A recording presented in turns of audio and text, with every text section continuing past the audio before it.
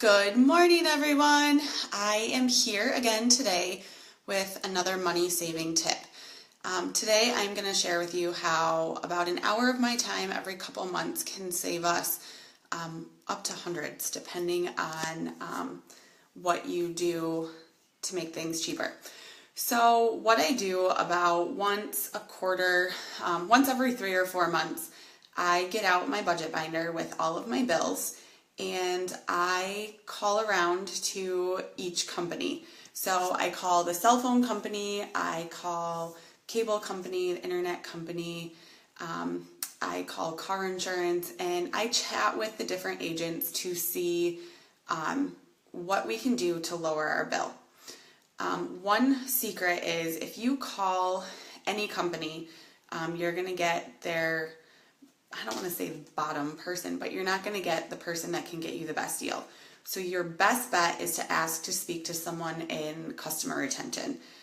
These are the people that are there to make sure that you stay their customer. So I'm going to use Dish as an example. We no longer have Dish, but when we did, I would call like I said, every 3 or 4 months and ask to speak with someone in customer retention.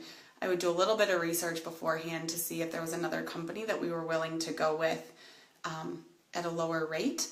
But for the most part, my goal was to always stay with the company that we were with. A lot of times companies will run promos for new customers.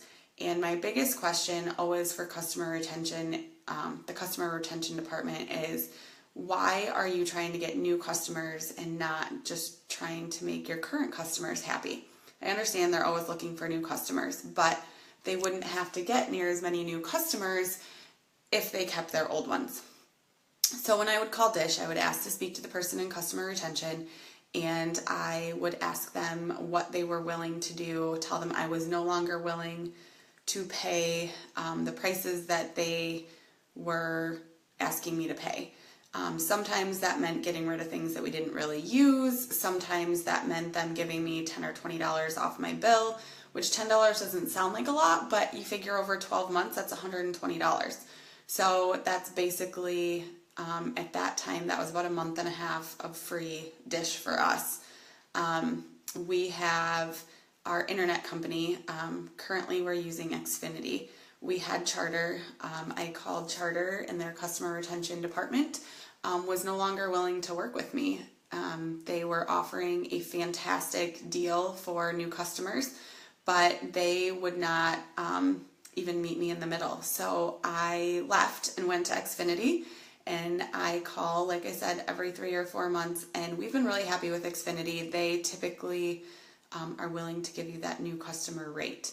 But if you don't call and ask, you're not going to get that lower rate. So every couple of months, you'll notice your bill goes up $5 or $10. But if you're not willing to call and ask them to take that off your bill, then you're not going to get the cheaper price.